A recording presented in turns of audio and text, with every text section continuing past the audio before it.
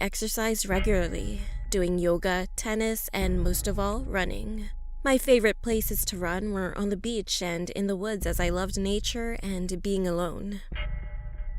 All my friends had boyfriends, and I was single at the time, so I felt a little lonely. One day, after I logged onto Instagram and saw that someone had sent me a message, I checked out his profile. His name was Mason. According to his bio, he was a football player at a college near mine. His photos consisted of him playing football, hanging with his friends, and he had a muscular build but also a little bit chubby. Eventually, I decided to accept his request, but I just ignored lots of DMs from him and went about my day. Later at lunch, my friends pushed me to start a conversation with Mason, and I did. And turns out we got along with each other well. We talked about fitness, movies, books, and college, a lot of common things. I told him about running in the woods and on the beach, and he told me I was cute and had a good body. He had also asked me if we could meet sometime. He seemed nice, but I was unsure. A couple of days later, I went out for a run around 6 in the morning.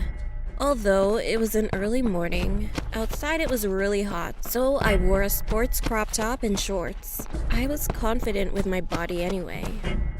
As I went outside, I noticed there was a black car parked outside. I looked closer and could see someone looking at me. And when I left the woods at the same place where I went in, I noticed the same black car was parked nearby. I was scared. I started running back to my dormitory. As I looked back, I noticed the car wasn't following me. I calmed down a little bit and thought maybe that wasn't the same car. When I went back to my dorm, the black car wasn't there and I felt safe. I had a shower, changed, and got ready for the first lesson. I checked Instagram and saw that Mason had messaged me. He told me he wanted to wrestle me. I thought nothing of it and just texted back, "Sounds fun," with a winky face. As I was just about to leave my dorm for the first lesson, he messaged me again, asking to meet me at his dorm at his college and that he wanted to meet me because he loved me. I felt bad as I wasn't interested in a relationship. I sent him a message back telling him that I wasn't interested in it and just wanted to stay friends. Throughout the rest of the day, Mason didn't message me back. I started to feel bad, but I thought I'd wait a couple of days to message him back to ask if he was okay. The next morning, I went for my daily run. I put on my crop top and shorts and went outside. The black car wasn't around at my dorm and neither was it outside the woods, so I felt safe. I ran through the woods. It was hot and I had already run quite a bit. I ran along this trail and no one was around me.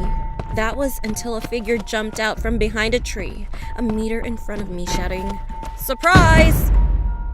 It was Mason. I asked him what he was doing and how he found me. He said that he became impatient and just wanted to meet me. He had parked his car nearby. "So we could go on a date," he said. I was sure it was the same black car as before, and I was surprised and pretty nervous. I told him it was a little weird to just surprise me like this, but he ignored me and walked up close to me. He told me I was so pretty, and he touched my cheek. I felt uncomfortable and told him, "Sorry, Mason. You're a nice guy, but I'm not interested in a relationship." I tried to push him away, telling him to leave me alone. And that's when he wrapped his arms around my waist and started squeezing me. He was very strong, and it was so tight, it hurt a lot. I told him to get off of me and tried to push him off again, but he was so much stronger than me. He squeezed much tighter. I was in pain and couldn't breathe.